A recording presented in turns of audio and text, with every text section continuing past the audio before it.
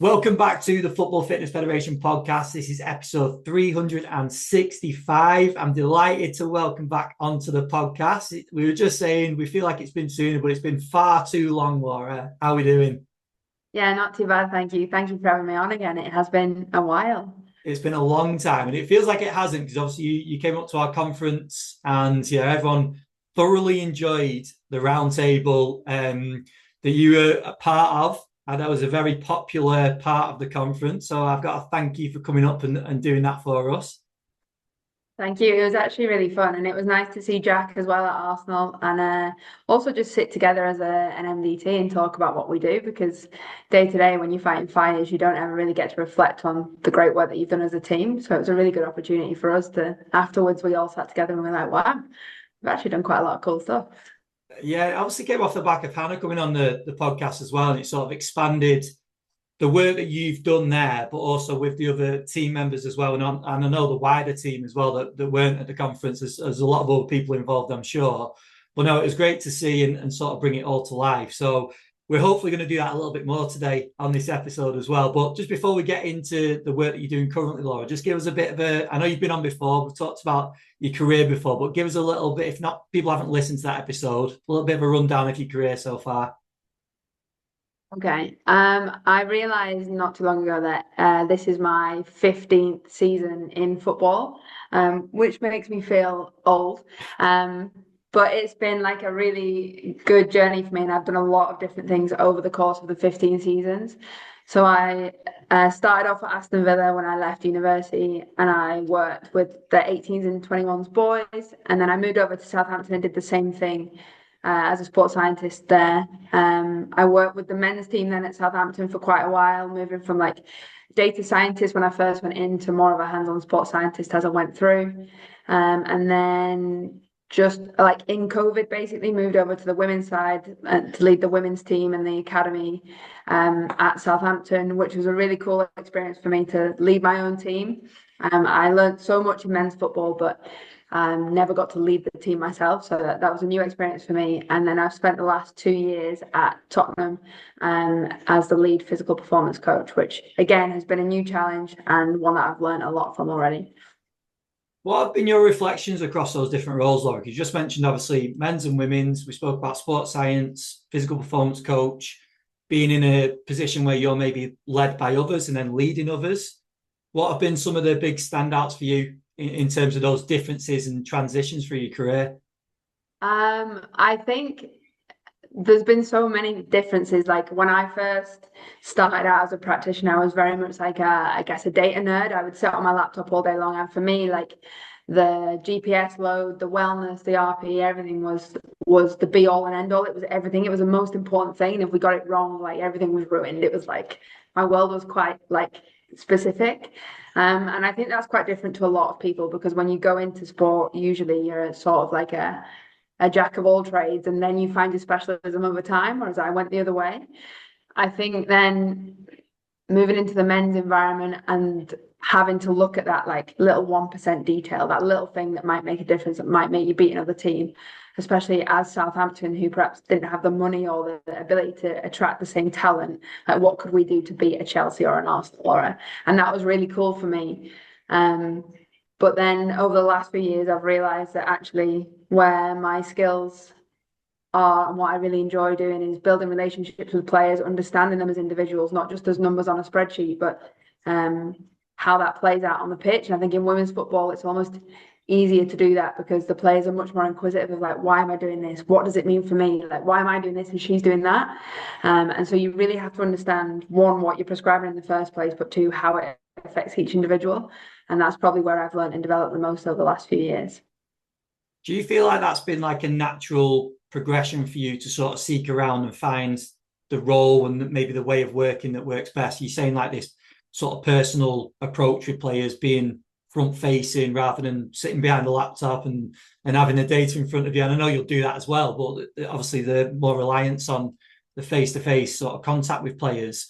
Has that been like a natural progression for you through your career? Or do you feel like maybe that taps into your personality type? Or what sort of thing would you say to other coaches maybe looking for that position, that role?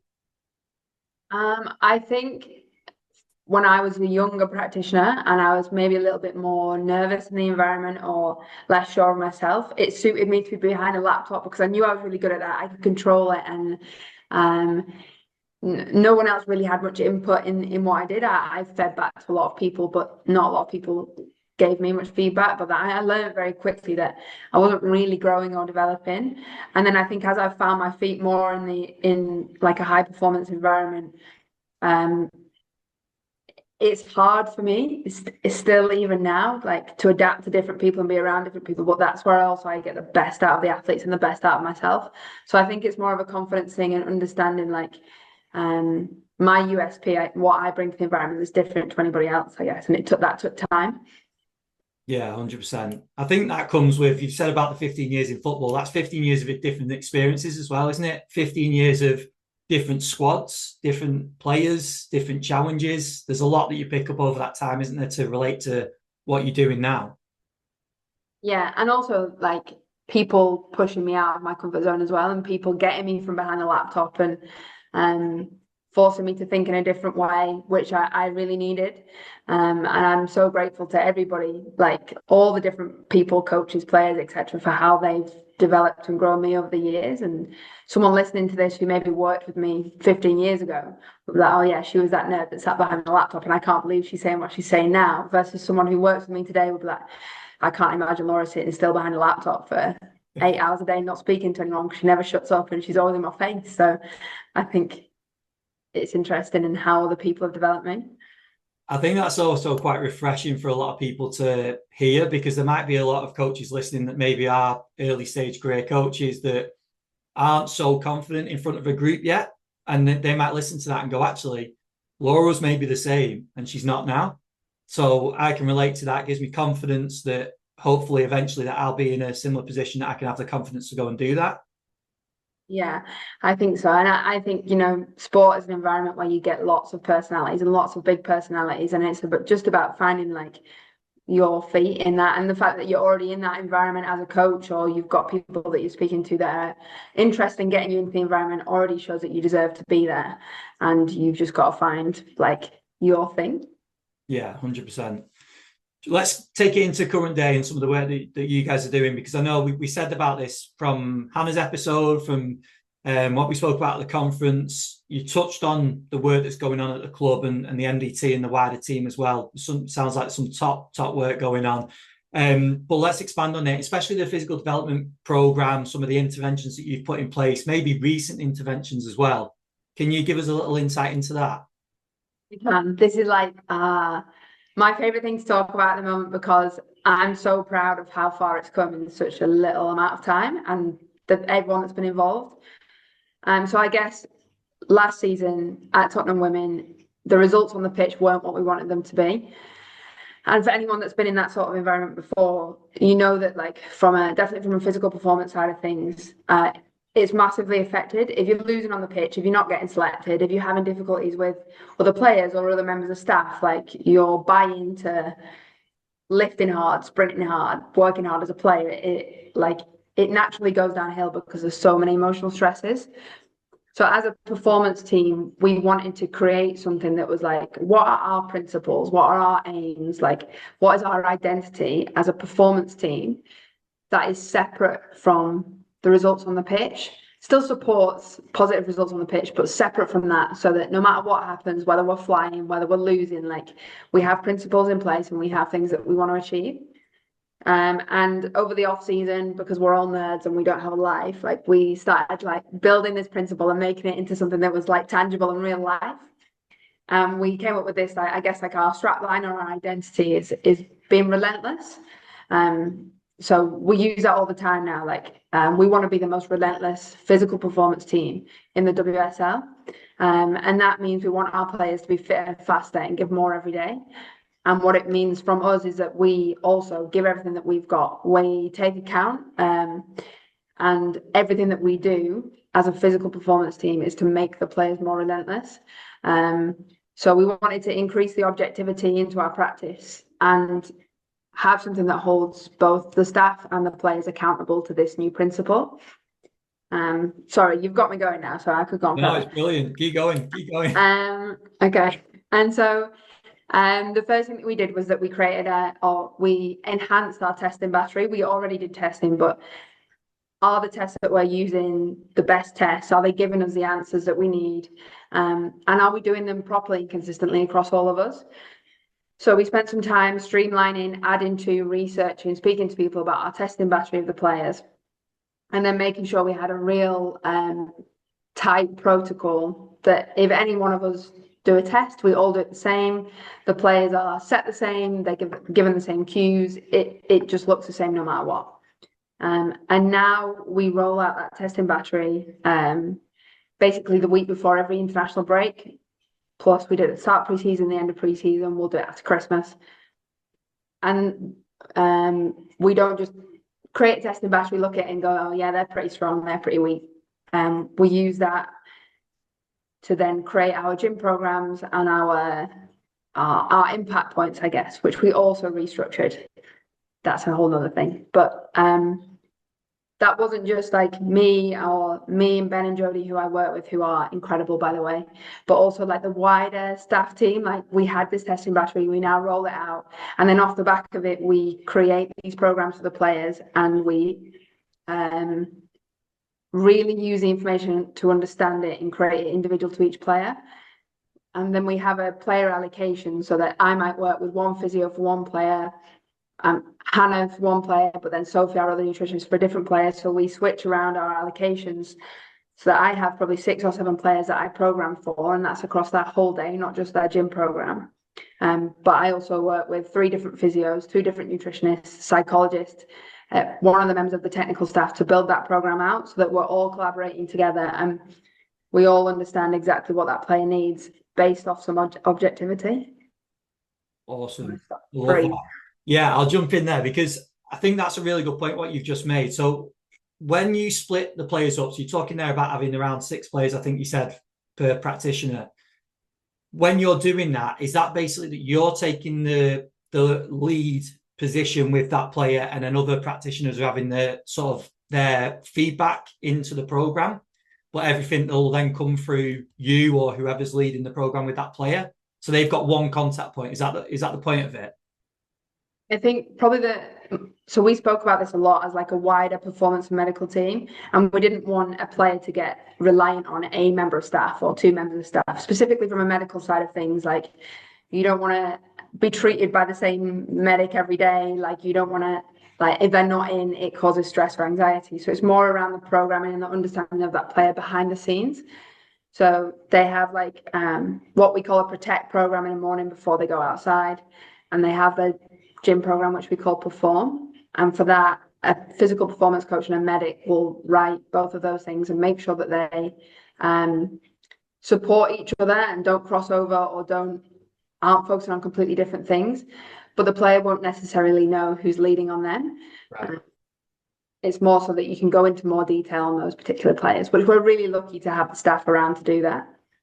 I love that, but it's a really good point, isn't it? Because this is probably a challenge that comes up in a lot of clubs, is that you have your physical performance staff or whoever it is writing their side of the program, then you have the medical staff writing their side of the program, and then there's just a bit of chaos in between. Whereas, where do I fit it? Like, do they understand what they're doing? Do they understand what they're doing? Whereas this is a very collaborative approach, isn't it? Everyone's having their feedback on the program, but then I'm guessing what's then relayed over to the player is very simple and easy for them to follow.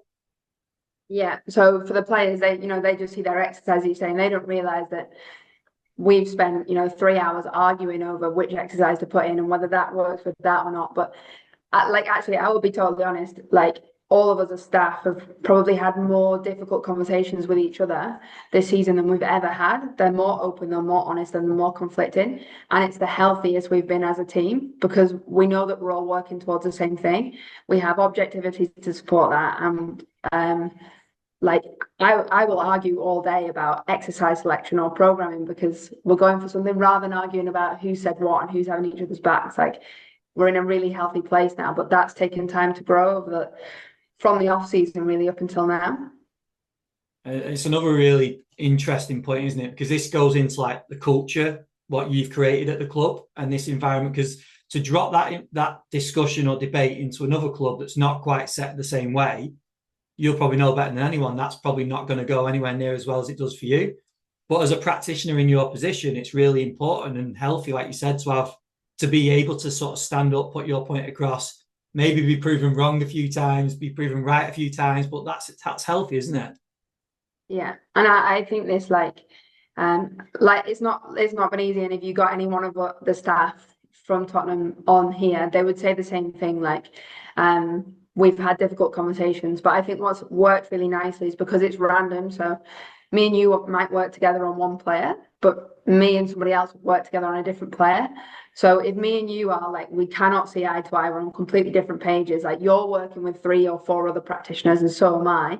Like, so everyone is still in the process, and it helps mitigate those conversations where you're just not quite seeing eye to eye, and then also take a step back from it and find out whether it really matters and how you get to the right decision. Yeah, it's been a really good learning process for us all, and probably like the most productive and the most I'm learning within a team at the moment that I've ever had. We sort of skipped past it before because you're going into such great detail about the program, but the point you made about reflecting in off season and coming up with the strap line of being relentless ties in really nicely. We had Jamie Goldsmith on the podcast from Crystal Palace. He spoke about exactly the same thing, but his point was more not necessarily so much about results, it's more about changing managers. He was like, as a team, we've got to stay consistent, have the things that we're trying to work towards. Then whoever the manager is, it all relates back into what we're doing day to day. And it ties really nicely into what you're saying there. When you then stepped into sort of pre-season or even just before pre-season, what then changed for you as practitioners to go into the season? Was it a case of more just questioning what you've done previously, giving you more specifics on what you were trying to work towards, making things clearer maybe? Or was there anything else? I think it was really interesting actually because we changed head coaches in that time. So sort of linking back to what you just said as well. We had all these like great ideas in place and all these things that we wanted to do. You know, you go in off season, you come back, you're like, right, I'm going to change the world. And then we came up with all those ideas without any technical staff, any coaching staff at all. And then Martin and his team have come in and they're completely different to what we've had before, and very, very clear on what they want to achieve. And I think, like anything, when a new head coach comes in, it takes some time to build some trust and build some respect, and understanding that we're going after the same things. And he came in and he was like, again, like, we want them to be fit, we want them to be fast. And I was like, great, because so do we. So this is awesome. But how he wanted to go about it and how we had in our heads that we wanted to go about it was quite different. And like, one thing that I will be very honest about is that I'm very black and white, and I was like, no, we have this plan, we're going after this. Like, and it took a bit of time of adjusting. Like, I'll give you an example. We had a curriculum of things that we wanted to work through in the warm-ups as like our 15-20 minutes development time, focusing on like project, break, and react. They were our themes. We had coaching points to go in it. Different days we're going to work on different things, and it's going to progress through mechanics, like rate of force development. It's going to be specific to the game. It's going to be whatever it is, like, we're going to progress through it. And then Martin came and he was like, nah, that's not what I want out of the warm-ups. Like, we need more technical focus. Like, I just need you to get them ready for a technical drill. And I spent a little bit of time being like, oh God, like, we're on completely different pages here. We really wanted to achieve this thing and it's not worked out. But actually, when you break it down and you realize you're going after the same thing, and again, it's all about being open to these difficult conversations.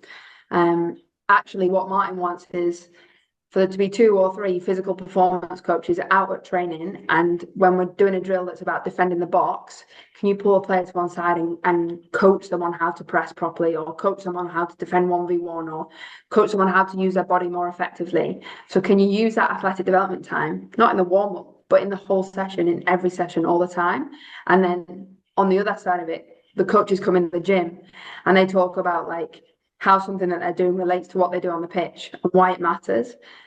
And that's been so much better than what we started out wanting to achieve, because actually the players don't see the gym as that's what you guys want us to do. It's like everybody wants this because it makes us better footballers. And when we're out coaching on the pitch, again, we're all coaches together and we're trying to get different outcomes, but we're ultimately aiming for the same thing. So that's probably the biggest way that it's changed from where we started to where we are now, but for the better.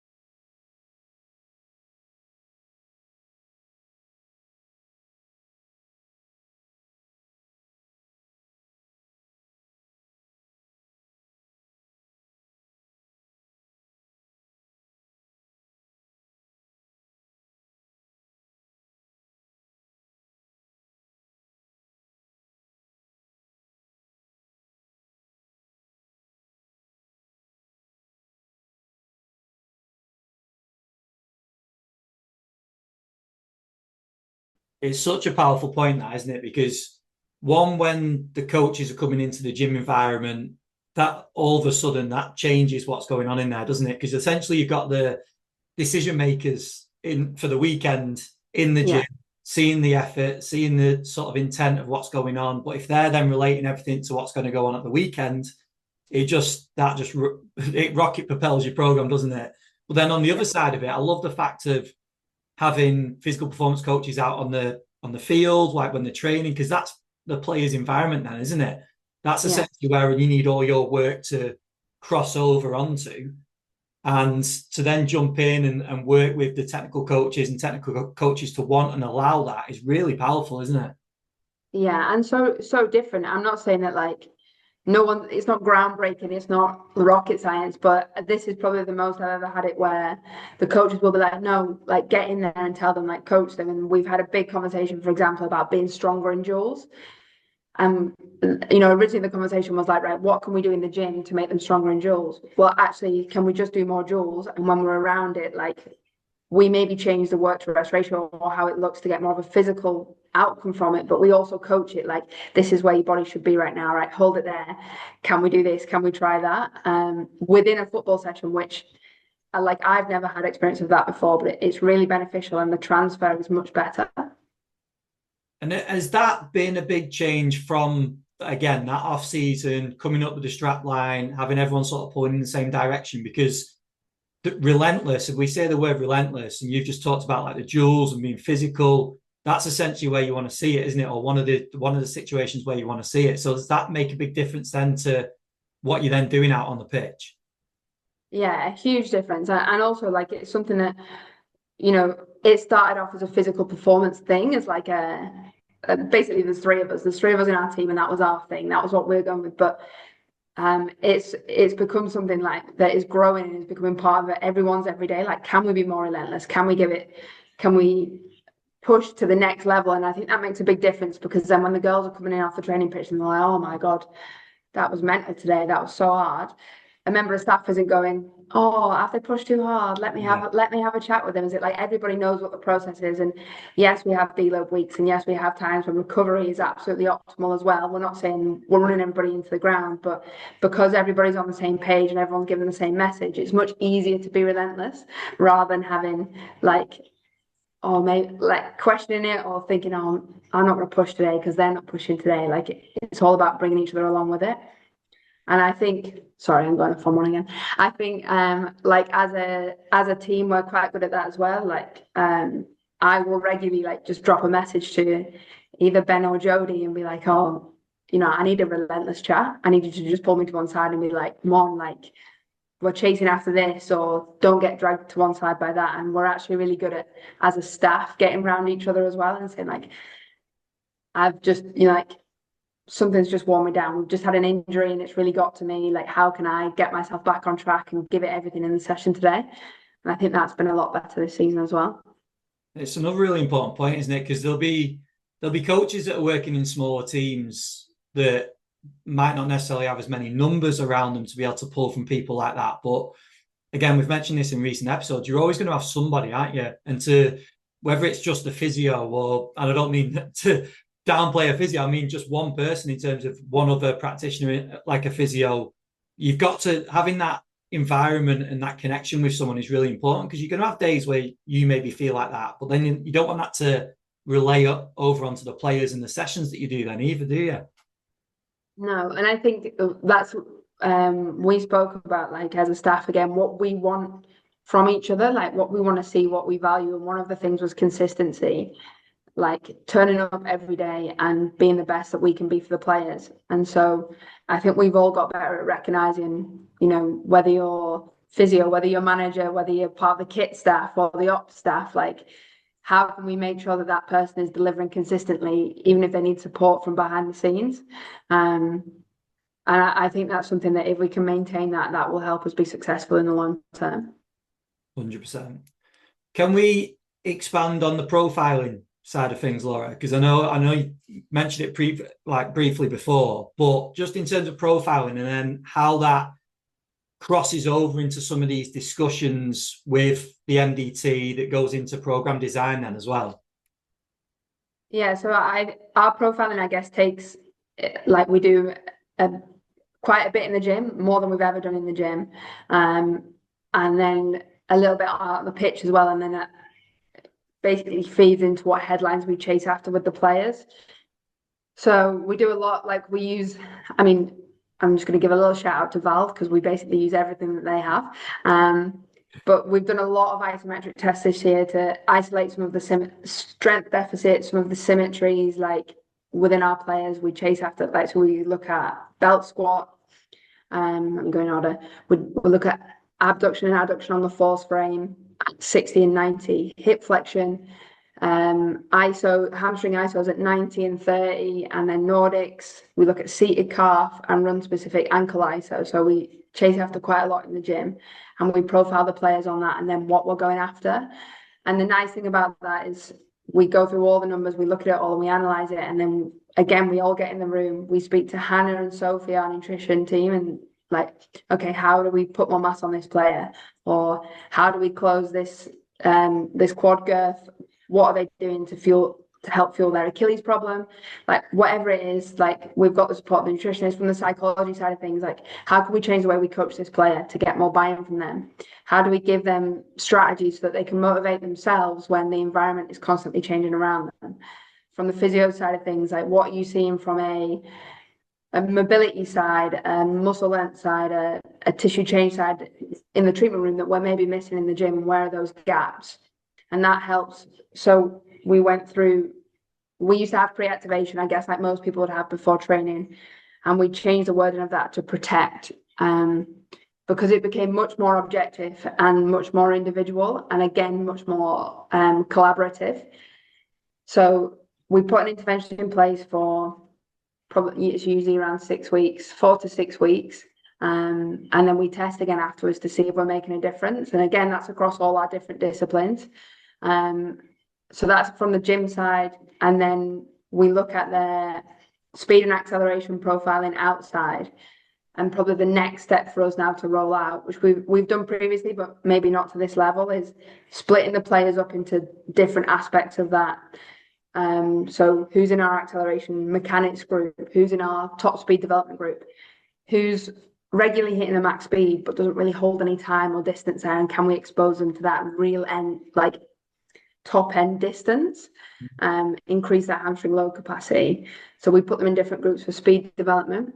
And then probably the last thing is more of an aerobic capacity group. So now for those players, it's particularly the ones that maybe aren't getting as much game time, giving them extra CV sessions a few times a week, whether that's on or off the pitch, depending on their needs as an athlete. Again, this all comes from profiling, and then looking at their heart rate minutes to make sure that we're progressing over time, and looking at their recovery to make sure we're showing improvements. So again, it's all objective, but each bit of testing puts them in different groups and different focuses for how we can improve them individually. And how does it look in terms of, if we're looking more at the gym side now? We've obviously mentioned what goes on behind the scenes in developing the program, scheduling and fixtures and everything that comes into that in terms of that challenge. And also you mentioned game time with players as well. How much of that impacts what you do in terms of microdosing, in terms of gym sessions? Like, what does that look like? I think the girls do more gym than they've ever done before. And also, if you asked almost any of them, they would say they like it more than they ever have before, which again has been a long process. And massive credit to, again, Ben and Jodie that have been around them and have pushed that. But I think so they do gym sessions every single day now, like except match day, every day they'll be in the gym. And so our structure is we train Tuesday, Wednesday, we have a day off Thursday, and we train Friday, Saturday into a game Sunday, typically. So Sunday to Sunday weeks, that's what it will look like. They'll do pretty big gym sessions Tuesday, Wednesday. They'll microdose more from like a protect point of view or particular like yellow flags that they have as on a Friday, and then they'll do like a priming session on a Saturday. So when we've got a Sunday to Sunday week, it's great. We do that consistently. And then it's about knowing your individual players, whether we strip out some load one week or whether we push a little bit harder. But they're also getting really good at not just lifting whatever the last person was lifting on the bar as well, like actually challenging themselves and pushing. So that's been really good. And then using like their microdosing when we've got 2 game weeks to still make sure they get that load, and then really focusing on those players that aren't playing. I also think the way that we train now gives them more physical adaptation than they've ever had before. So making sure that they get those like exposure to 1v1 duels or worst case scenario running or things that will give them that hamstring load or that quad load not in the gym, I think has been really good as well. And then it's the same when they go on international, they take their programs and we look at their fixtures and see where they can get little microdose sessions in so that they don't go 2 weeks without a proper load. Just on that, where you mentioned about obviously the change in coach and the difference in the sessions that they're doing, is that just a bigger intensity? Like what looks different on that side? Yeah, I think like a lot of it is driven from the coach. Like he wants to play a high pressing game. He wants to see maximal effort all the time. Like he values the physicality and the hard work required, which makes a big difference to us because that's how we want to, obviously that's what we love and that's our priority. But it also means that we don't have to manufacture the physical adaptation all the time, whether it's in the gym or on the pitch, because they're getting it out of the sessions. And I think that's hugely beneficial. We're not constantly running them box to box or putting shuttles in so they get they're getting them out of the drills. And we also have like really good discussions as a wider MDT tech staff, performance staff around session design so that everybody's hitting their outcomes for the day. It's beneficial, but it's really important to understand as well, isn't it? Because it would be very easy for you to sort of, again, work in more of a silo and say, right, that's your technical session going on over there. Then we're going to do some big D cells or whatever it's where they've just done it. So it's really important that understanding of the wider picture and what other practitioners and staff members are doing and their targets for that day is really important to understand, isn't it? Yeah. And I think, you know, like it's easy to come on here and talk like at the moment, you know, we're having a great time. We've won quite a lot of games, but also like we're working really well together as a team. So, you know, it's always nice to talk about it when it's going well. But I think the good thing about what we have is that we already had so many of the, I guess, like the raw material to make this. Like we all sit in a big office together, and we're all, you know, so invested in what we do that Jody might be designing a session for the players that aren't in the squad at the weekend, but then the analysts can overhear her doing that. So they're like, oh, I've actually got some clips of her. Do you want me to show you them? And we can talk about how you can integrate that into the session. And the coach is like, oh my God, I did this really cool drill the other day. Why don't you add this in? This will get that out of it. And suddenly the whole office is invested in this session for this one player, and it makes the session so much better. So we already had all that, and now we've just got more process and structure in place for us to create those moments more often. But it's another really important point, that, isn't it, in terms of the office and the setup, because again, that could easily not take place if you're in different rooms, having your individual discussions, staying just sports scientists together, just physios together, and all the rest of it. That doesn't go on, does it? No, and it can go on, and we can have, you know, really good conversations as sports scientists all together, and we can real nerd out over their load for the week or whatever it is, and we do that. But I think it's so much better for everybody, and you learn so much more when you see the other perspectives and the other ways of thinking. And you know, it's things like you don't even consider that. I will just be like, oh, we need 2 extra players for tomorrow, so we'll bring in the young players from the academy. But being in one big office, like, you learn how much it affects everybody else. You know, the ops staff have got to sort out the transport for them. The kit staff have got to make sure they've got kit and they're ready. Like, if you're designing sessions, what kit do the kit staff need to get out? And all of that being together and understanding each other's workload, again, just makes us be able to support and perform better for the players. Yeah, no, it's awesome. Where do you see the program going, or where's the sort of next focus for you, Laura, in terms of you've spoke about a lot of things that you've put in place, a lot of things that have worked. This is, like I said, the culture sounds like a big thing for me, the environment that you guys have created. What's next? Like, what's the next focus for you? I think probably the next thing, we've still got things to do, don't get me wrong, like it still needs tidying up and improving, and there's still lots of things that we, wrote a big list the other day of the things that we want to do next and take it to the next level. But I think now the thing that is the challenge is what are the potential what ifs? What if this goes wrong? What if we get like 3 injuries? What if we lose a bout of games? What if we lose a member of staff? Like, it's having more now of a serious conversation around what happens if it goes wrong, and is it robust enough to last like a difficult period as well. And it's always difficult to manufacture those conversations, but I think it's so important because otherwise you don't do it until it happens. We talk about that with players, though, don't we? Like, sort of worst case scenario at the weekend. So it makes complete sense to do it as staff or looking at the program and everything that you're doing as a whole. Yeah, I think so. We're always wanting the players to have a plan B or to react to the picture in front of them. And as a staff, it's very easy to get into your comfort zone very quickly. And I think we've always got to challenge ourselves and think about how we could do it better or differently all the time. Yeah, I 100% agree. And that's obviously been the case over off season as well, the sort of reflective period. And it's really interesting hearing people like yourself speak about that, because I think, again, a lot of people take a lot away from the mindset of, okay, this is what we did last year. What changes do we need to make? But the whole, again, the strap line, the being relentless ties into everything that you do, doesn't it? Both individually, as a team, players, coaches. And that's obviously been a change for this season as well. Yeah. And, it's hard. It's hard to sit with yourself or sit with your team or, sit with the players and say, actually, I could have done better. Like, it would be so easy for us to say, you know what, it wasn't us last year, it wasn't our fault that we got a bad result. Like, it was the players or it was the coaches or it was the environment or whatever it was. But like, we're all in it every day. We live and breathe it all the time. And it's always great to be in the team that's winning. But you've also got to take accountability for what you could do better when it's not going so great. And we've had a lot of those difficult conversations between ourselves.